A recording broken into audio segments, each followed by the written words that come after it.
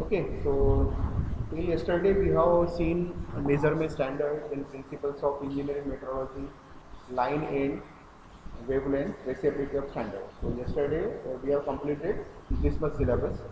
Now today we will take types and sources of error. 1 minute, somebody is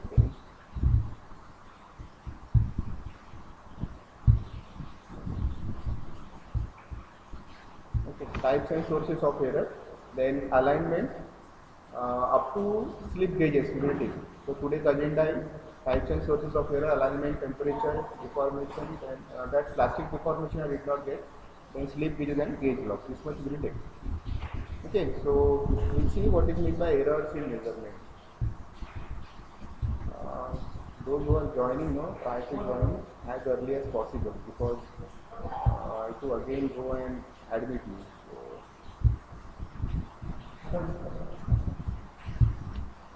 Okay, so errors in measurement. So as you all know that there are various measurement instruments, and as you are using these instruments frequently, it might possible that there might be errors, and these errors are according to the use, according to the temperature condition, according to the way you are keeping the instruments, according to the way you are handling the instruments. So that's why you will not get the perfect result many times. When the instrument is new, then it is very good and you are getting good result, very good accurate result. But as it is going, as the span increases and as the time goes on, with respect to time, we can say the various problems are occurring.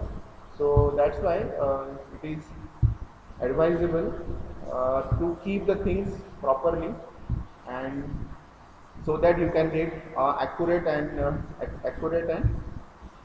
we can say precise results. So today we are going to see the types of errors. So these are expressed as two types: absolute error or relative error. Okay.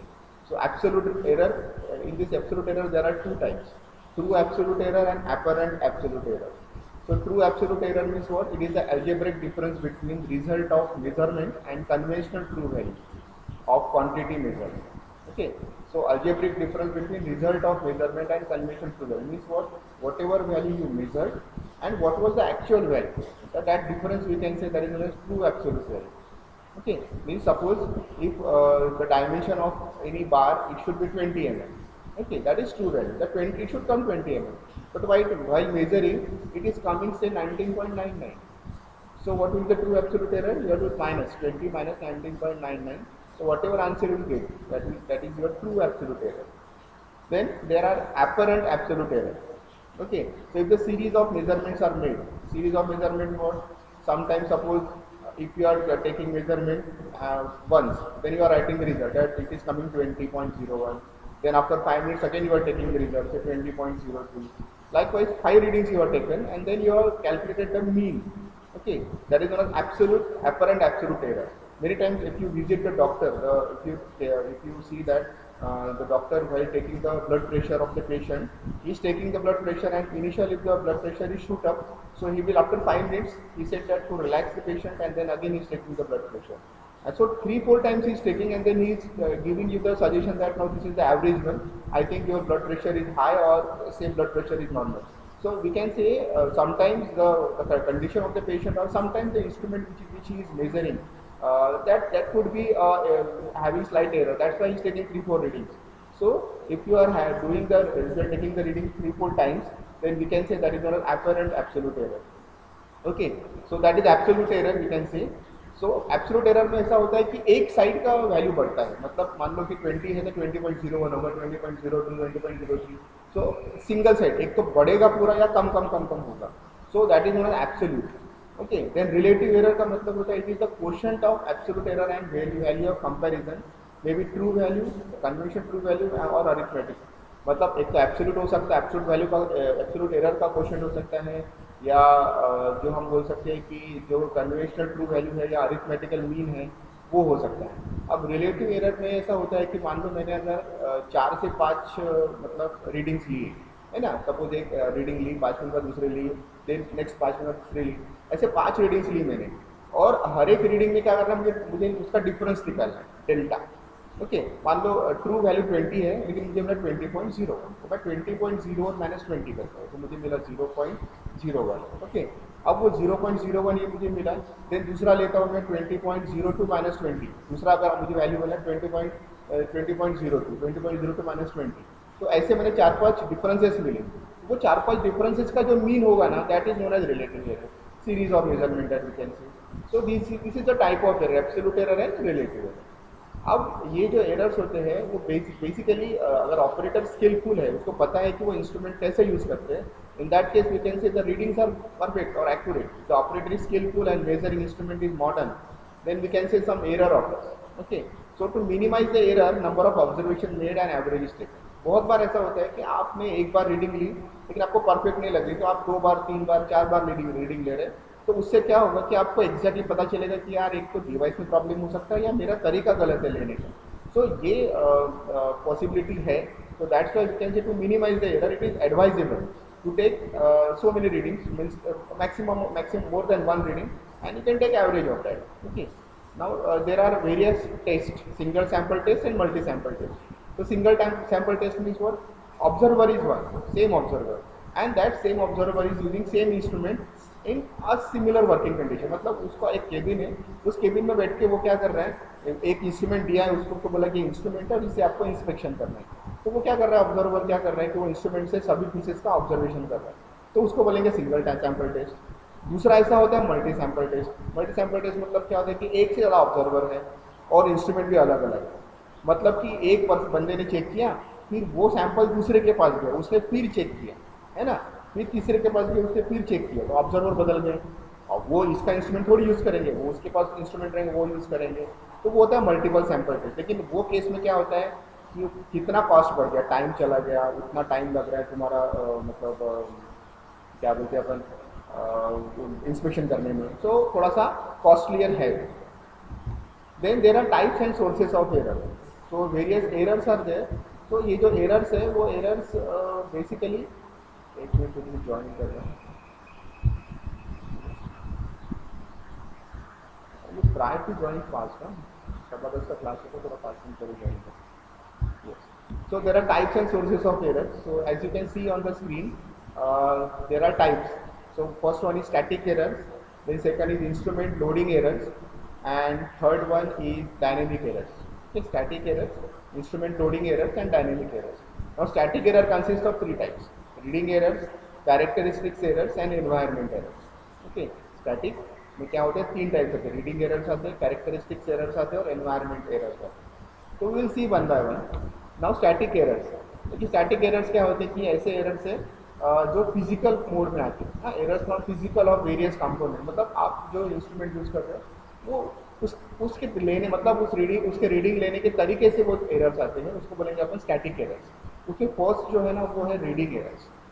Okay, reading error क्या होता है कि अगर आप कोई device use करते हो, हाँ, आप डिवाइस यूज़ कर रहे हो और आप क्या कर रहे हो कि उसका रीडिंग देख रहे हो। बहुत बार क्या होता है, अपन जैसे पास में जाके देखते हैं ना, जैसे अगर आपने वर्नियर कैलिपर या स्केल है लगाया, तो आप अगर पास में आके देखते हैं तो बहुत बार ना, अगर आप चश्मे का नंबर का प्रॉब्लम होगा तो वो क्या ऐसा लगता है कि एक की जगह दो लाइन मैच हो गई दिखता है, तो वो रीडिंग करते वक्त एरर होता है। मतलब रीडिंग बराबर है लेकिन आपने देखा तो गलत, मतलब आपको प्रॉपरली वो दिख नहीं रहा है ना, तो वो होता है रीडिंग एरर।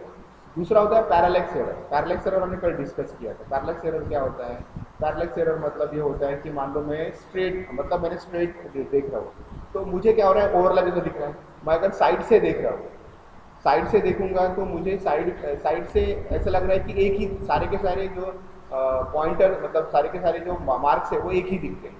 ओके, स्ट्रेट देखूंगा मतलब अलाइनमेंट का प्रॉब्लम, आप किस तरह से वो रीडिंग नोट कर रहे हो, उसको बोलेंगे अपन पैरालेक्स एरर या इंटरपोलेशन एरर भी। उसको इंटरपोलेशन एरर जो होता है, इंटरपोलेशन एरर मतलब जहाँ पे सपोज मान लो कि जहाँ पे क्रॉस सेक्शन हो रहा है उस जगह पे अगर हो सकता है कि बहुत बार ऐसा होता है कि जैसे अगर वेट गिन रहे आप, है ना, और डिजिटल वाला है तो प्रॉब्लम नहीं है, लेकिन अगर वो पॉइंटर वाला है, एनालॉग वाले अगर रीडिंग है, एनालॉग वाले रीडिंग में अपन क्या करते हैं कि जो पॉइंटर है वो पॉइंटर उस मार्किंग जहाँ पे मार्क्स रहते हैं ना उसके ऊपर आना चाहिए। बहुत बार वो पॉइंटर आगे पीछे चला जाता है, तो फिर अपन अप्रोक्सीमेट लेते कि भाई ये रीडिंग हो सकता है।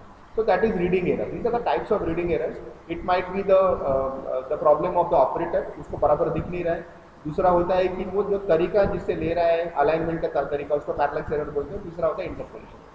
तो वो स्टैटिक एरर्स का पहला होता है reading error. Okay, then second is characteristics error. Characteristic error क्या होता है? It is defined as deviation of output of the measuring system from the theoretical predicted performance और फ्रॉम नॉमिनल परफॉर्मेंस स्पेसिफिकेशन। तो particular characteristics के हिसाब से होता है कि मतलब मान लो कि आपको बोला, आपको मतलब ट्रेनिंग दी गई, सिंपल स्केल है तो पता है हमको कि कैसे मेजर करते हैं। ओके, अब अपने ये मालूम रहना चाहिए जब भी आप स्केल से रीडिंग लेते हो तो स्केल को प्रॉपरली एकदम पैरेलल मतलब कंडीशन में रखना है। आप तिरछा लेके अगर रीडिंग लेते हो तो क्या होगा, गलत आ जाएगा। मतलब ये कि जो भी इंस्ट्रूमेंट आपके पास है, whatever instruments you are having, you must know how to use that instrument and where exactly you have to keep the pointer. ये तो बहुत बार होता है कि रखना है पॉइंटर बीच में और आपने रखा एंड में और आपको रीडिंग नहीं मिल रही है। So you must know the way और the particular we can say the characteristics of that instrument so that we can able to take the perfect reading। तो उसको बोलेंगे अपन characteristics error। और बहुत बार ऐसा होता है कि आप अगर जब आप नए नए लगते हो कोई जगह जॉब के लिए और आपको अगर कोई काम दिया होता है तो आप उतना परफेक्शन से नहीं आते, लेकिन अगर वही काम आप 10 दिन 15 दिन हरदम के लिए करोगे तो आपको बहुत बार ऐसा होगा कि वो काम आप प्रॉपरली करोगे और परफेक्शन से करोगे। somebody I think joined।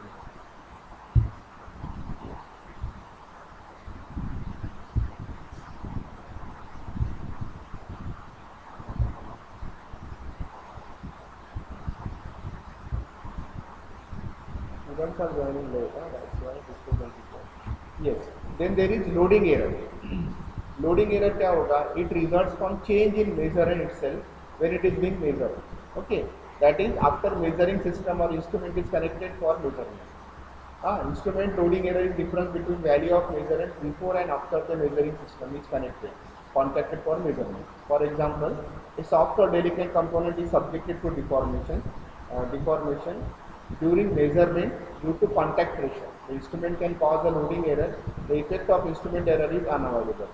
Loading error होता है, बहुत बार आपने देखा होगा, जैसे कि मेरी मम्मी की तबीयत फिलहाल बहुत ख़राब हो गई, उसमें हमको डॉक्टर ने बोला है कि रोज़ आपको बीपी चेक करना है, 3 बार बीपी चेक करना है। तो अब मुझे तो आइडिया नहीं, लेकिन मुझे पता है कि इस तरह से वो बीपी चेक करना डिजिटल मशीन है। और वो जो जहाँ पे अपन बांधते हैं आर्म पे, वहाँ पे प्रॉपरली बांधने के बाद आपको बटन प्रेस करनी पड़ेगी। तो डिजिटल क्या करता है, वो प्रेशर माउंट अप करता है और आपको रीडिंग दिखा देता है। अब होता क्या है, आप आज की बात है, सुबह जब मैं रीडिंग दे रहा था तो जो वायर है जो उस इंडिकेटर पे कनेक्ट होता है वो उसमें ट्विस्ट आ गया था, तो वहाँ पे ERR लिख के आया, एरर। मतलब ये कि मैंने प्रॉपरली बांधा था, लेकिन हुआ क्या कि वो वायर ट्विस्ट होने की वजह से क्या लोड ही नहीं हुआ, एक भी वैल्यू लोड नहीं हुई। तो फिर मैंने क्या किया कि वो वायर वहाँ से डिस्कनेक्ट किया, उसको स्ट्रेट किया, उसके बाद उसको लगा कि जब किया तो रीडिंग आ गई। तो वो होता है लोडिंग एरर। बहुत बार समझ में नहीं आता, हमको लगता है कि ये प्रॉपरली हमने इंस्ट्रूमेंट लगाया है, और वो बहुत डेलिकेट होता है। वो जो वायर था इतना डेलिकेट होता है क्योंकि वो क्या है ना, प्रेशर माउंट करता है, और वहाँ ट्विस्ट आ गया तो वो हो सकता है कि वो पंपिंग होगा नहीं प्रॉपरली। तो वो होता है लोडिंग एरर। और इन दैट केस क्या होगा कि मान लो अगर वो लोड हो भी गया लेकिन वो प्रॉपरली रिजल्ट देगा नहीं। तो इसीलिए जो भी इंस्ट्रूमेंट आपको मिलता है, जिस इंस्ट्रूमेंट से आपको रीडिंग लेनी होती है, all these instruments you have to keep it properly and you have to use that instrument in a proper way so that the reading should be accurate और perfect। ओके, तो वो होता है लोडिंग एरर। और loading error आपने देखा होगा computer में भी होता है। बहुत बार कंप्यूटर जब आप स्टार्ट करते हो तो लोड नहीं होता, आप बोल रहे हैं बूटिंग नहीं हो रहा है, तो बूटिंग एरर या लोडिंग एरर होता है, तो वो एरर आ सकता है उस केस में। Then there is environmental error. Environmental error क्या रहेगा कि जब सपोज करो कि कोई इंस्ट्रूमेंट है जो डिज़ाइन किया है, तो XYZ कंपनी है, उन्होंने वो इंस्ट्रूमेंट बनाया है। अब उन्होंने क्या बोला है कि मान लो वो अगर फ्रांस में डिज़ाइन किया है, और अब फ्रांस वाले क्या करेंगे, उनके यहाँ के क्लाइमेट कंडीशन की हिसाब से उसको डिज़ाइन करेंगे। वो बोलेंगे कि भाई ये इंस्ट्रूमेंट जो है, ये इंस्ट्रूमेंट 20 डिग्री सेंटीग्रेड में अच्छा काम करेगा। अब आप वो इंस्ट्रूमेंट को चंद्रपुर में लेके आए और आप क्या कर रहे हैं, जहाँ समर वैकेशन में, समर में आप उसको चेक कर रहे हैं, चंद्रपुर में वैसे ही 45-40 के ऊपर रहता है टेम्परेचर। अब जो इंस्ट्रूमेंट 20 डिग्री सेंटीग्रेड में काम करता है, वो अगर आप 40 डिग्री सेंटीग्रेड में काम करोगे तो वो तो प्रॉब्लम देगा आपको। मतलब ये कि the instrument which are specially design in a say temperature zone और अ प्रेशर जोन और ह्यूमिडिटी जोन। तो वो उस एरिया में वो प्रॉपर काम करेगा. But suppose if you are taking that instrument somewhere else, then what will happen, that instrument will not work properly. तो ये एक प्रॉब्लम हो सकता है. दैट्स वाई ये एरर्स आने की बहुत ज़्यादा संभावना होती है. बहुत बार ऐसा होता है कि आप जहाँ पे ये करिए,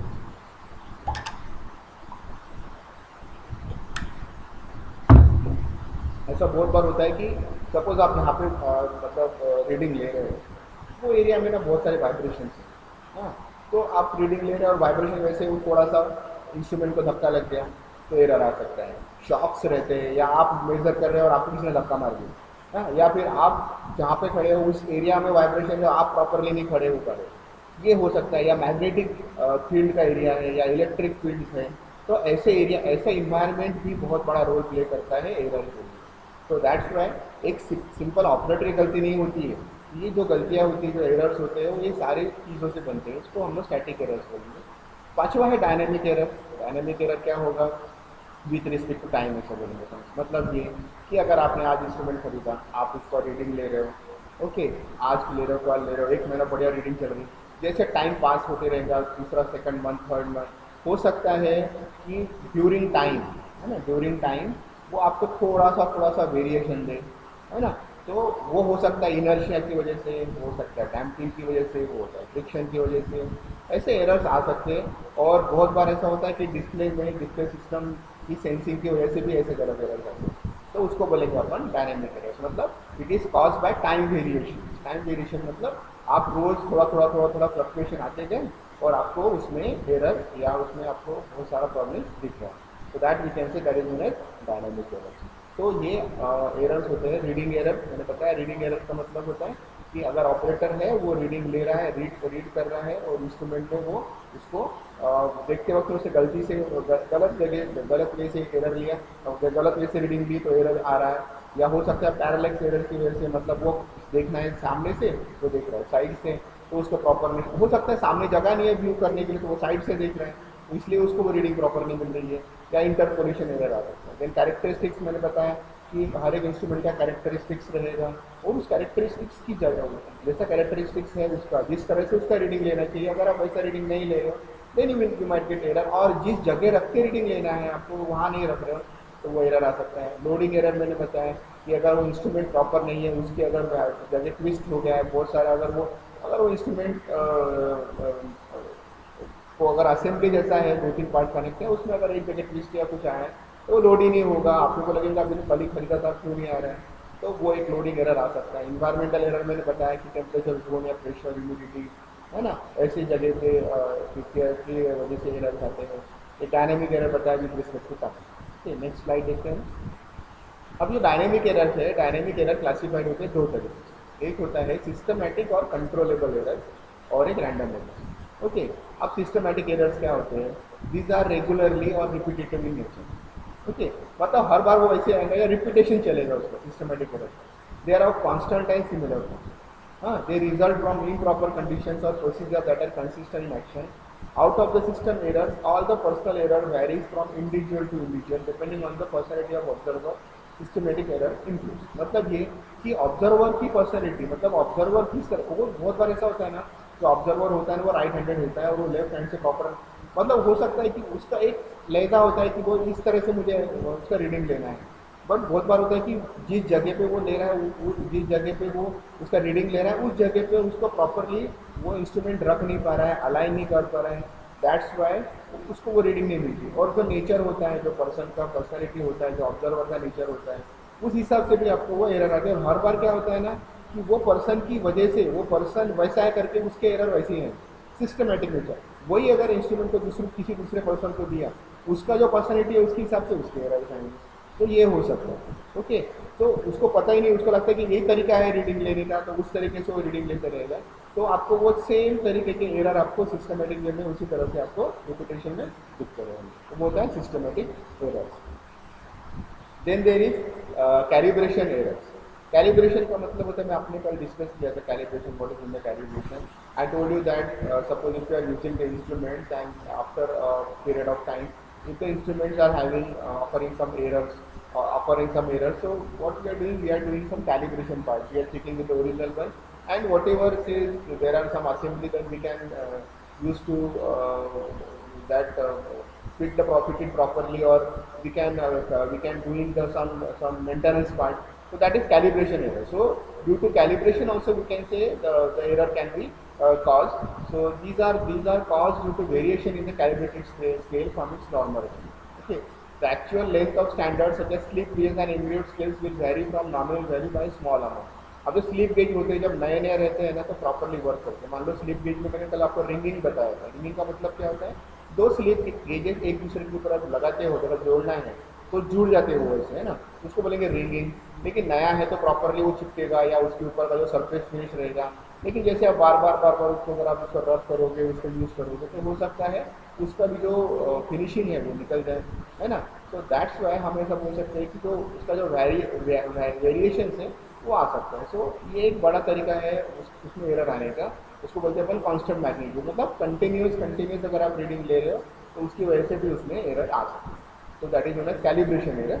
These are caused due to variation in the calibrated scale. Okay, from its normal value.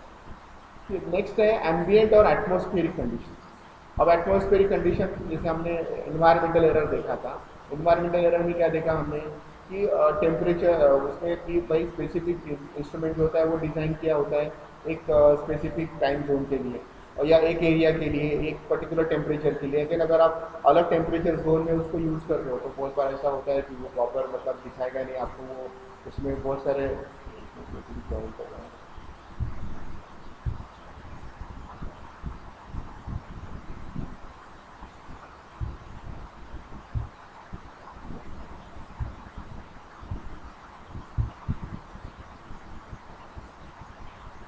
okay.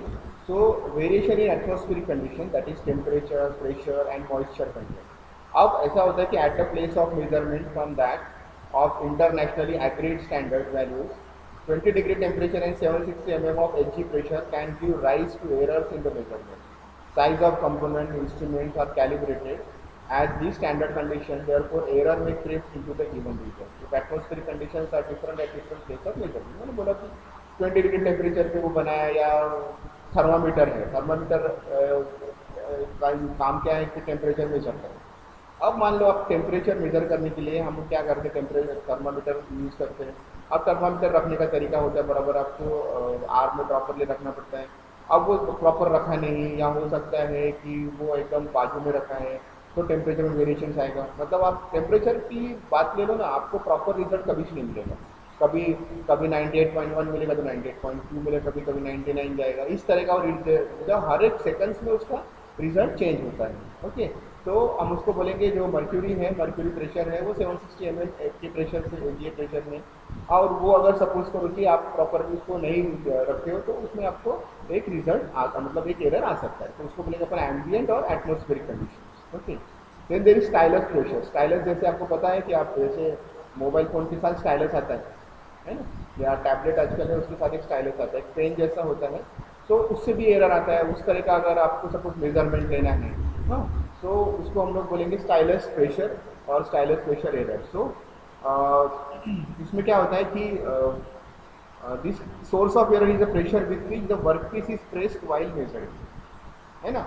मतलब ये होता है कि अगर वो वर्कपीस थोड़ा डेलिकेट है, अगर वो आयरन का है तो इंटेंसिटी जो होती है, बट इट इज डेलिकेट, आप उसको थोड़ा प्रेस कर रहे हो मेजर में करते वक्त में, और उसका प्रेस कर रहे हो तो उसमें होगा क्या, जो रिजल्ट आना चाहिए वो आएगा नहीं. But because you are giving extra pressure on that particular workpiece you will not get a proper result. So the pressure is involved in generally small, but this is sufficient enough to cause appreciable deformation to both stylus and the workpiece. एक तो stylus से आप उसको press कर रहे हो तो वो प्रेशर की वजह से भी आ रहा है. आपको सिंपल रखना है, टच करना है, और आपने क्या किया, उसको प्रेशर दे दिया, तो उसकी वजह से भी आपकी रिजल्ट गलत आ सकता है. तो होता है stylus pressure. Then avoidable errors. Avoidable errors जो होता है, these errors occurs due to parallax और non alignment of workpiece. Okay, non alignment of workpiece जो होता है मतलब आपको वर्कपीस बराबर सेंटर पे रखना है, लोकेशन प्रॉपर रखना है, और अपने बराबर लोकेशन पे रखा ही नहीं, और उसको आप क्या कर रहे हो, मेजर कर रहे हो. अब लोकेशन ही नहीं है प्रॉपर, अब लोकेशन नहीं रहने के बाद अगर आप मेजर कर रहे हो तो कैसे आएगा.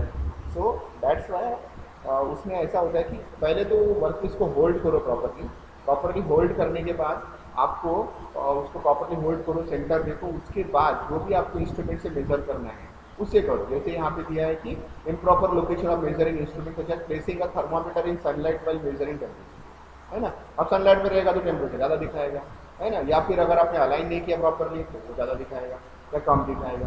तो जो सेंटर लाइन है, जिस तरह से उसको सेंटर लाइन पे रख के एरर, मतलब आपको जैसे कि अगर आपको टेम्परेचर मेजर करना है दवाखाने में गए तो थर्मामीटर एकदम स्ट्रेट रखना है आपको और आपने तिरछा रखना है, तो होगा क्या, वो रीडिंग नहीं दिखाएगा प्रॉपरली। तो अलाइनमेंट से भी ये एरर आती है और ये अवॉइड कर सकते हैं आप, बिकॉज अगर आपको वो तरीका पता है किस तरह से उसका मतलब रीडिंग लेते हैं, तो दैट कैन बी अवॉइडेड। तो these are known as avoidable errors. Then there are random errors.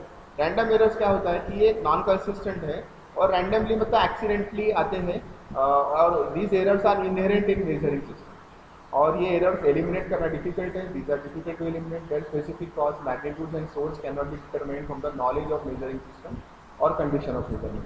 Now these random errors basically जो होता है कि आप जब भी मान लो कि मैं अगर सपोज कोई पार्ट लेथ मशीन पे डिज़ाइन कर मतलब मैन्युफैक्चर करता हूँ, और मैन्युफैक्चर करने के बाद मेरे पास वर्नियर कैलिपर भी है, और वर्नियर कैलिपर से मुझे उसका रीडिंग लेना है।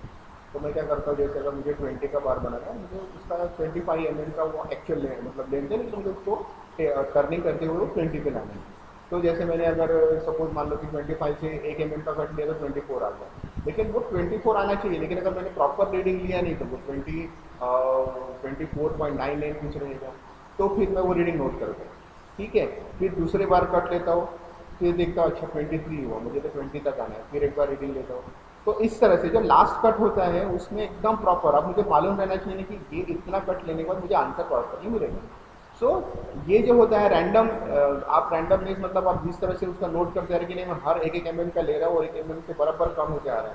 तो इसमें क्या होता है कि आपने लिया रीडिंग, लेकिन वो रैंडमली आप लिखते वक्त हो सकता है लिया प्रॉपर पर लिखते प्रॉब्लम हो रहा है, या कंडीशन कैसी आप जहाँ रीडिंग ले रहे हो उस जगह पे जगह है क्या प्रॉपर लेने के लिए, है ना। तो ये सारी चीज़ें हैं रैंडम एरर्स के अंदर। So it depends upon the measuring system and the conditions of measurement. So these all are the errors. Okay. Now we will see defect of alignment. And in defect of alignment there is average alignment principle. ये क्या बोलता है कि it states that axis of line of measurement should coincide. Axis of line of measurement should coincide with the axis of measuring instrument. Okay, मतलब जैसे कि अगर आपने कोई वर्कपीस रखा है और उसको प्रॉपरली रख के उसका जो लाइन है, सेंटर लाइन है, उस सेंटर लाइन के साथ आप जो भी इंस्ट्रूमेंट रख रहे हैं उसको वो कोइंसाइड होना चाहिए, उसका सेंटर, इंस्ट्रूमेंट का सेंटर और उस वर्कपीस का सेंटर क्या होना चाहिए, कोइंसाइड होना चाहिए। अगर वो कोइंसाइड होता है वो measuring scale, then you will get proper result. So what is the principle? It states that axis of line of measurement should coincide with the axis of measuring instrument or line of the measuring scale. If while measuring the length of workpiece, the measuring scale is inclined to the true line, the dimension being measured there will be error. मतलब ये कि आपने तो ये तो बराबर रखा है वर्कपीस, लेकिन जो इंस्ट्रूमेंट है वो आपने तिरछा कर दिया, है ना, थोड़ा स्लाइड हो गया, वो एंगल थीटा 0 रहना चाहिए, वो थीटा 5 हो गया, 5 डिग्री हो गया, तो आपको तो एरर मिलना है उसमें। ओके, तो the length recorded will be more than the true length. हो सकता है ट्रू लेंथ 20 है, आपको मिले 21, है ना। तो this error is known as cosine error, मतलब जो एक्चुअल लेंथ से ज़्यादा का अगर आपको लेंथ मिल रहा है उसको बोलेंगे cosine error. In many cases angle theta is very small and error will be negligible. ऐसा बहुत बार ऐसा होता भी है कभी कभी। तो कोसाइन एरर में also occur while using dial gauge. ये डायल गेज, डायल इंडिकेटर या डायल गेज जो है, जो सरफेस पे रख के हम चेक करते हैं उसका फिनिशिंग कैसा है, वो केस में हो सकता है, क्योंकि वो डायल गेज के साथ एकदम स्ट्रेट रखना पड़ता है, लेकिन यहाँ पे थोड़ा इंक्लाइन रखा, हाँ डायल गेज, तो वो केस में डायल गेज का डायग्राम होगा। ये देखो डायल गेज दिख रहा है यहाँ पे, ये है ना। तो ये अगर आपने प्रॉपर रखा नहीं, ये स्केल देखो, ये अगर आपने रखा इस तरह से तो ये थीटा मिल गया आपको, तो यहाँ पे कोसाइन एरर आ सकता है। और ये क्या होता है, ये प्लंजर जो है वो सरफेस को लगाना है, लेकिन एक टिल्ट कर दिया, स्ट्रेट रहना चाहिए, तो यहाँ पे एक एंगल आ गया। इससे क्या होगा, इससे होगा ये कि वो जो थीटा है वो प्रॉपर मतलब ज़्यादा दिख रहेगा, उससे वजह से आपको एरर आएगा। ओके, तो द कोसाइन एरर में also occur while using dial gauges. तो डायल गेज यूज करते वक्त में कोसाइन एरर आते। If axis of pointer is not along the direction of measurement of work, है ना, एक्सिस ऑफ पॉइंटर अगर मेजरमेंट मतलब जो वर्क पीस है उसके अलाइनमेंट के साथ नहीं है, then we can say the error might occur. Also, when an indicator is fitted with a ball, indicator is fitted with a ball and stylus form, the arm should be so set that direction of movement of work is tangential to the arc along which the ball moves. Otherwise, the cosine error will be introduced.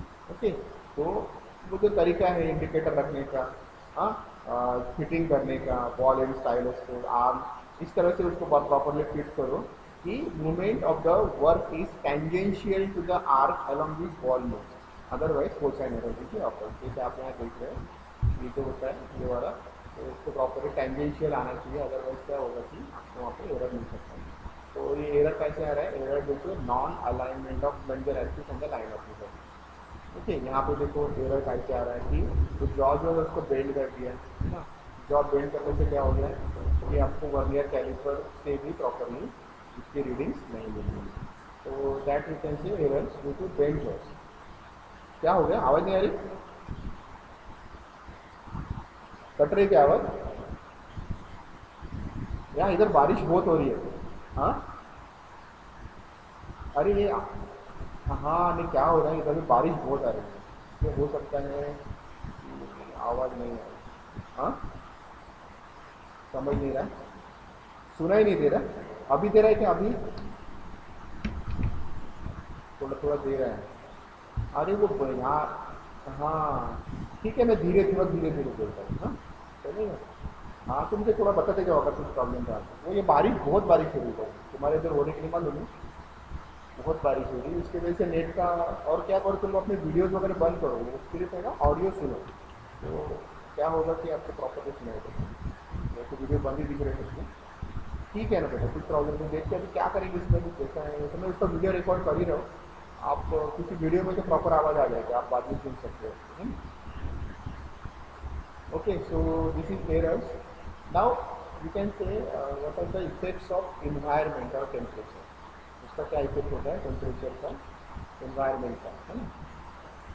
Now many application specify tolerance in microns. Tolerance zone आपको पता है. Tolerance zone मतलब होता है कि जैसे अगर आप मैन्युफैक्चर करते हो कोई भी पार्ट, तो वो मैन्युफैक्चर करते वक्त में यूजुअली क्या होता है कि उसको दिया रहता है कि 20 है तो 20 में प्लस माइनस 0.5 का चलता है टॉलरेंस, है ना. बट वो इतना 0.5 नहीं रहेगा, वो 0.05 रह सकता है या 0.005. अब इस तरह का अगर दिया तो इतना परफेक्ट अगर आपको डिज़ाइन करना है, परफेक्ट मैन्युफैक्चर करना है ना, तो उस केस में जहाँ आप जिस कंडीशन में आप इंडस्ट्री है जहाँ पे आप वर्क कर रहे हैं, उस जगह पे आपको प्रॉपरली मतलब वो टेम्परेचर इफेक्ट, उस इंडस्ट्री में उस एरिया में जो टेम्परेचर इफेक्ट रहेगा वो बहुत बड़ा रोल प्ले करेगा आपके मतलब जो भी वर्क पीस आप मैन्युफैक्चर मतलब कर रहे हो, मैन्युफैक्चर कर रहे हो, उसमें जो टॉलरेंस जो है उस लिमिट में रहना चाहिए. अदरवाइज वो आउट हो सकता है और वो जो वर्क पीस है उसको आपको फेंक देना पड़ेगा, मतलब उसका डिफेक्टिव पार्ट है उसको फेंक देना पड़ेगा. उसका बहुत बार होगा. अब जैसे कि इट में भी appreciate at 25 mm of steel will length about 0.3 micron when its temperature increase by 1 degree centigrade. देखो मतलब करो कि आप जिस टेम्परेचर एरिया में काम कर रहे हो वहाँ पे 1 डिग्री भी बढ़ गया तो देखो कितना लेंथ बढ़ जाता है, 0.3 माइक्रॉन से बढ़ जाता है. मतलब टेम्परेचर का कितना बड़ा रोल प्ले होता है उस एरिया में, वो आप देख सकते हो. तो एक स्टेबल टेम्परेचर, या ऐसा भी होता है ना बहुत बार कैसे कि आप रीडिंग ले रहे हो और इलेक्ट्रिकल इंस्ट्रूमेंट कंपेरेटर से रीडिंग ले रहे हो और वोल्टेज फ्लक्चुएशन. अब जैसे अभी आपका आवाज़ नहीं आ रही है आपने बोला, क्योंकि क्या हो गया कि बारिश आ गई, टेम्परेचर मतलब टेम्परेचर चेंज हो गया या एक्सटर्नल डिस्टर्बेंस आ गए, तो क्या हो गया जो वेव्स है उसमें डिस्टर्ब आ गए. तो ये भी एक बेस्ट एग्जांपल हम बोल सकते हैं कि अभी तक अच्छी से आवाज़ आ रहा था, लेकिन सडनली टेम्परेचर या कुछ भी एक्सटर्नल वाइब्रेशंस आ गए, पानी चालू हो गया, तो उसकी वजह से क्या हो गया कि जो आवाज़ का जो मतलब फ्रिक्वेंसी हम बोलेंगे उसमें कम ज़्यादा होती है. तो ये सेम चीज़ आपको यहाँ पे भी मिलता है. जैसे टेम्परेचर राइज होता है तो आप जो भी रीडिंग लेंगे उसमें आपको 0.3 माइक्रॉन, 1 डिग्री सेंटीग्रेड बढ़ने से 0.3 माइक्रॉन का फर्क पड़ता है. Okay, so obviously for precision measurement in terms of microns error of 0.3 micron just by change of 1 degree centigrade is substantial. मतलब बहुत ज़्यादा मायने रखता है 0.3 माइक्रॉन्स. अगर कोई इंस्ट्रूमेंट है जो बहुत प्रिसीजन मतलब क्या, कि वो प्रॉपरली फिट होना चाहिए, क्योंकि जनरली क्या होता है ना, असेंबली रहती है, असेंबली में 100 पार्ट रहते हैं, 100 पार्ट एक दूसरे को जोड़ना पड़ता है, उसमें एक भी पार्ट अगर प्रॉपरली नहीं बना है तो क्या होगा, वो असेंबली प्रॉपरली वर्क नहीं करेंगे, वाइब्रेशन आएगा, है ना। तो दैट्स वाई ऐसा टेम्परेचर राइज की वजह से ये प्रॉब्लम हो सकता है। अगर कोई पार्ट है जिसमें चलता है कि मतलब इतना चलेगा तो, लेकिन जो प्रिसीजन इंस्ट्रूमेंट है, सेफ्टी डिवाइसेस है, वहाँ पे ये बहुत ज़्यादा मायने रखता है। नेक्स्ट आप देखोगे, it should be understood that piece of steel held in the hand absorbs heat very fast and up to 5 degree centigrade rise in temperature can be expected in 5 minutes time. Okay, मतलब क्या कि जो steel का जो भी part होगा, आपको पता है ना, वो वो क्या करेगा, held in hand absorbs very fast and up to 5 degree centigrade rise in temperature. 5 degree centigrade का टेम्परेचर अगर राइज हो गया है और अगर आप 5 मिनट तक अगर उसको एक्सपेक्टेड टेम्परेचर रहा जाता है, but it will take hours for it to cool to laboratory temperature and obtain original temperature, है ना। अब जैसे देखा हुआ कि पहले हम लोग जब पढ़ते थे यहाँ पे तो स्लीपी नाम की ब्रांड, उसमें अगर हमको कोई अगर हमको दिया है बार, उसको अगर एक पर्टिकुलर शेप देना है तो हमको उसको पहले टेम्परेचर राइज करना पड़ता था, फिर उसका हैंडलिंग करना पड़ता था, और उसको कूल होने के लिए बहुत टाइम लगता था। तो अभी आप बताओ कि मान लो अगर 1 डिग्री सेंटीग्रेड से 0.3 माइक्रोन का फर्क पड़ता है और 5 डिग्री सेंटीग्रेड राइज हो गया, और अगर समझ लो कि 5 मिनट तक अगर वो टेम्परेचर पड़ेगा तो कितना ज़्यादा हीट हो जाएगा। अब वो हीट हो गया और उसको कूल करने में कितना टाइम लगेगा, मतलब आपका बहुत टाइम लगेगा। तो ये भी एक इफेक्ट्स है इन्वायरमेंट को। It would thus be realized that temperature has a great influence on accuracy of precision. मतलब अपन इसका कंक्लूजन क्या निकाल सकते हैं कि टेम्परेचर जो है बहुत बड़ा रोल प्ले करता है आपके इंस्ट्रूमेंट्स के एक्यूरेसी पे या प्रिसीजन पे। तो दैट्स वाई ऐसा हम बोल सकते हैं कि भाई एक कंट्रोल टेम्परेचर जोन, इसलिए एयर कंडीशनर लगा के अगर आप सपोज टेम्परेचर को कंट्रोल करते हो कि भाई 26 डिग्री पे करना, तो इसीलिए आप देखते हो कुछ कुछ जगह जहाँ पे ना क्वालिटी कंट्रोल लैब होती है, वहाँ कंट्रोल टेम्परेचर में ही काम करते हैं, क्योंकि उनको पता होता है कि अगर यहाँ टेम्परेचर बढ़ गया, अगर एक्सटर्नल टेम्परेचर या एटमॉस्फेरिक टेम्परेचर अगर आ गए तो इसमें होगा क्या कि आपके रीडिंग्स में फर्क पड़ सकता है। Then next, for such accuracy it is essential that gauge blocks and workpiece are handled with insulated forces or preserved with plastic pads or gloves। मतलब ये कुछ इंस्ट्रूमेंट्स है जिसको आपको एक्यूरेसी के लिए इसको यूज़ करना पड़ेगा, मतलब ग्लोव्स हो गया या प्लास्टिक पैड्स हो गया, इसका आपको यूज़ करना पड़ेगा। तो इससे होगा क्या कि एक्यूरेसी बरकरार रहेगी और मतलब उतना टेम्परेचर उतना रीडिंग में फ़र्क नहीं पड़ेगा।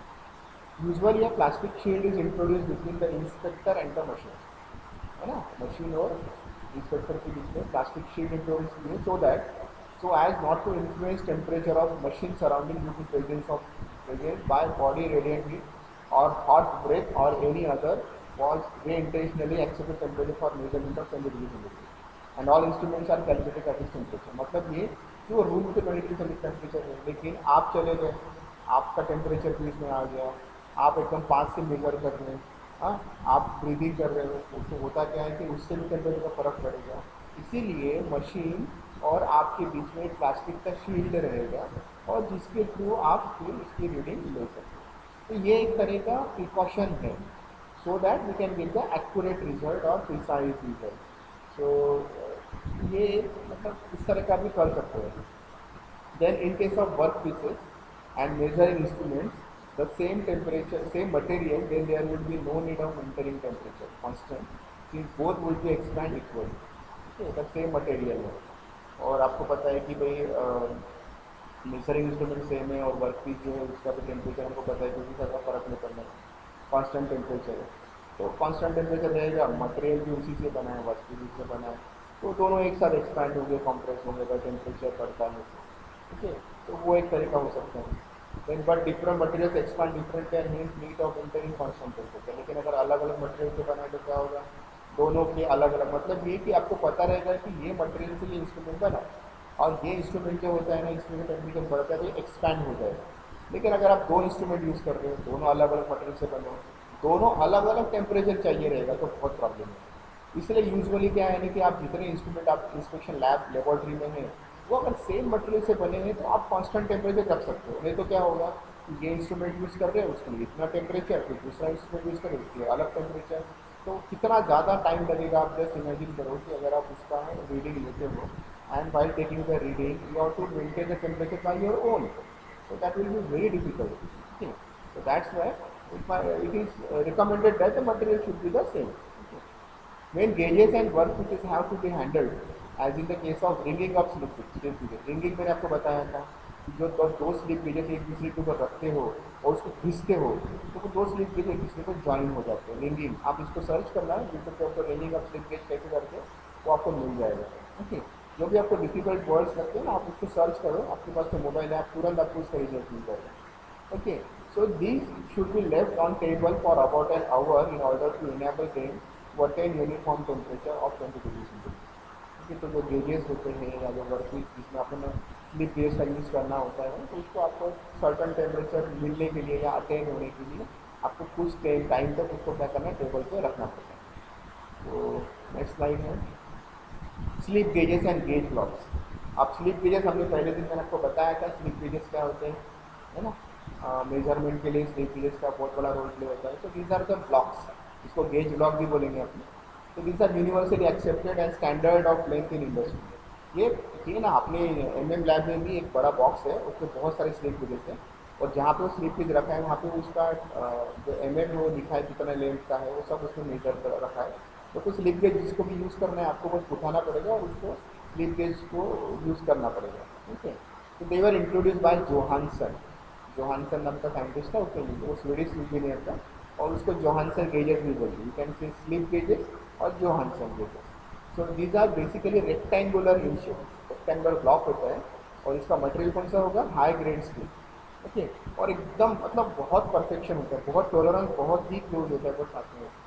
So these blocks are suitably hardened throughout to ensure maximum resistance to wear. ये जितने भी ब्लॉक्स हैं वो कैसे होते हैं, हार्डन होते हैं and throughout to ensure maximum resistance to wear. तो अभी अपन ऐसा बोल सकते हैं कि मतलब वियर एंड टीयर जो होता है मतलब उसमें ये होता है कि आप बार बार यूज़ करोगे तो थोड़ा वियर एंड टीयर उसमें आएगा। ओके, तो they are then stabilize by heating and cooling successively in stages so that hardening stresses are remove. हाँ, बहुत बार उसको क्या करते हैं कि स्टेबलाइज करने के लिए उसको हीटिंग और कूलिंग सक्सेसफुली स्टेजेस में करना पड़ता है। तो उसका हम लोग बोलते हैं जो स्ट्रेसेस होते हैं, जो हार्डनिंग स्ट्रेसेस होते हैं वो निकल जाते हैं। After being remove that are they are carefully finished by high grade lapping to a degree finish and flatness and accuracy. ये कैसे बनाते मैं वो बता रहा हूँ कि जब बनता है स्लिप गेजेस तो वो बनाने का तरीका होता है, वो हीट और कूल जो होता है ना सक्सेसिव हर एक स्टेजेस में होता है। उसके बाद उसके ऊपर फिनिश देती है। इतना आप अगर देखोगे स्लिप गेजेस को तो इतना फिनिश्ड होता है, आप डायरेक्ट उसमें अपना चेहरा भी देख सकते, इतना फिनिश्ड पार्ट होता है, एकदम आईने के जैसा क्रिस्टल क्लियर होता है और फिनिशिंग बहुत ही अच्छी होती है। और बेसिकली फ्लैटनेस मेज़र करने के लिए या अगर होता है कि मान लो मेजरिंग इंस्ट्रूमेंट आपको यूज़ करना है और जैसे साइन बार है, हम अपन देखेंगे साइन बार क्या होता है, वहाँ पे यूजुअली अगर उसका उसका हाइट मेंटेन करना है और साइन बार के नीचे अगर आपको स्लिप गेजेस रखना है तो आप वो स्लिप गेज के ऊपर साइन बार रख सकते हो। तो आपको वो मालूम जाएगा इतना हाइट का हमने साइन बार रखा है, उसके ऊपर अपन ने वो पर्टिकुलर मेजरिंग डिवाइस रखा है। तो वो जब भी कैलकुलेशन करोगे तो जो भी स्लिप गेजेस रहेंगे उनकी हाइट अपने को डायरेक्टली मिल जाएंगी क्योंकि तो वो तो मतलब क्या बोलते हैं स्टैंडर्ड है। तो वो उसकी हाइट मेजर कर लो और उसको यूज़ करके आप जो स्लिप गेजेस मतलब जो भी आपको इंस्ट्रूमेंट का मतलब मेजरमेंट लेना है उसमें वो स्लिप गेजेस की हाइट भी ऐड हो जाएंगे। उसमें फॉर्मूला है, जब हम लोग साइन बार पढ़ेंगे उसमें वो स्लिप गेजेस का भी यूज बताऊंगा मैं। ओके, तो for successful use of slip gauges their working faces are made truly flat and parallel, एकदम पैरेलल और बहुत फ्लैट होते हैं। बेसिकली इसका यूज ही उसी तरह से बनाया गया कि इसको अगर आपको कहीं किसी इंस्ट्रूमेंट के साथ मगअप करना मिक्सअप करना है इन दैट केस आपको वो इशू नहीं आना चाहिए कि भाई फ्लैट आड़ा टेढ़ा है या थोड़ा अलाइनमेंट नहीं है प्रॉपर, ऐसा नहीं। तो ये बनाया उस तरह से जाता है। So it is made from tungsten carbide, which is extremely hard and wear. एकदम hard और wear होते हैं. So these are known as slip gauges. The cross section of these gauges are 9 mm by 30 mm. The cross section of gauges का 9 mm by 30 mm size होता है and up to 10 mm and 9 mm by up to 10 mm and 9 mm by 30 mm for larger size. Then any two slip gauges slips when perfectly clean may be rung together. Rung मतलब एक दूसरे पर घिसने को ringing या रंग बोलते हैं। हाँ, then the dimensions are permanently marked to one of the measuring faces of the gauge block. उसको ऐसे घिसेंगे ना तो वो ज्वाइन हो जाता है। उसको अपन इस तरह से ज्वाइन कर सकते हैं। Now what are the gauge blocks use for? Gauge blocks used for direct precision measurement where accuracy of the workpiece demands. Okay. Now suppose if you need to measure any workpiece very precisely, then you have to use gauge block. Why? Because the accuracy of that workpiece demands. अगर suppose आपने उस gauge block को properly रख के अगर measure कर देगा, आपको precise measurement मिलेगा. And for checking accuracy, there are various instruments, vernier calipers, micrometers, and other measuring instruments. So ये अभी आप यूज कर सकते हो accuracy के लिए. Setting up a comparator to a specific dimension. Comparator पढ़ेंगे हम लोग, बाद में आपको समझ में आ जाएगा. इसका भी यूज होता है gauge block के साथ में. For measuring angle of workpiece and also for angular setting in conjunction with a sine bar. Sine bar के साथ इसका यूज होता है, वो हम देखेंगे sine bar के साथ. और इसके वीडियोस भी आपको मैं पोस्ट कर दूंगा वो भी रिलेटेड है, कैसे साइन बार के साथ स्लिप गेज यूज होती है, स्लिप गेज का यूज़ कैसा होता है उसके भी वीडियो में पोस्ट कर दूंगा आपको. The distance of plugs, spigots etcetera on fixture are often best measured with the slip gauges और एंड बार डायमेंशन. मैंने आपको एंड बार का डायमेंशन बताया था कि एंड डायमेंशन में क्या होता है कि अगर कोई राउंड बार है उसको अगर स्लॉट दिया है और स्लॉट में भी चैम्फरिंग है, इन दैट केस जो लीनियर मेजरमेंट वाले जो इंस्ट्रूमेंट होते हैं वो नहीं कर सकते. इन दैट केस हमने देखा था कि स्लिप गेजेस का यूज कर सकते हैं हम लोग या वर्नियर कैलिपर का यूज कर सकते हैं. तो ये जो होते हैं ना, जितने भी प्रिसीजन वाले इंस्ट्रूमेंट्स हैं ये सभी, इससे आपको परफेक्ट रीडिंग मिलती है instead of linear measurements. Then to check gap between parallel location, अगर दो पैरेलल लोकेशन बीच में गैप है वो मेजर करना है तो आपको स्लिप गेजेस ही बेस्ट इंस्ट्रूमेंट है जिससे आप मेजर कर सकते हैं. ये देखो स्लिप गेज आपको दिख रहे हैं, जैसे एक बॉक्स होता है इसमें ये पूरे स्लिप गेजेस रखे होते हैं और ये एकदम इस तरह से ये डायमीटर हो गया, इसका लेंथ हो गई, और ये पूरे ये ऐसे एक बॉक्स पूरा अपने कॉलेज में रखा हुआ है. आपको जब भी कभी आओगे लॉकडाउन का तो मिलेगा और आपको लगा कि स्लिप गेज देखिए तो आप इसको देख सकते हो. तो इस तरह से होते हैं तो सबके मेजरमेंट ये जो दिख रहा है यहाँ पे पूरे मेजरमेंट रहते हैं और उसके हिसाब से ये स्लिप गेज रखे होते हैं. जैसे आपको यूज़ है उसके हिसाब से आप वो स्लिप गेजेस को यूज़ कर सकते हैं. ठीक है, तो these are the slip gauge. इसका यूज़ है आगे चल. इसके ऊपर क्वेश्चन डेफिनेट क्या था, गोलमाना में तो बहुत बार क्वेश्चन आया है व्हाट आर स्लिप गेजेस. ये डायमेंशन आपको डायग्राम निकालनी पड़ती है और उसका एडवांटेज वगैरह लिखना. तो I think this is enough for today. If you have any question you can ask. कोई क्वेश्चन होगा आपको तो आप पूछ सकते हैं.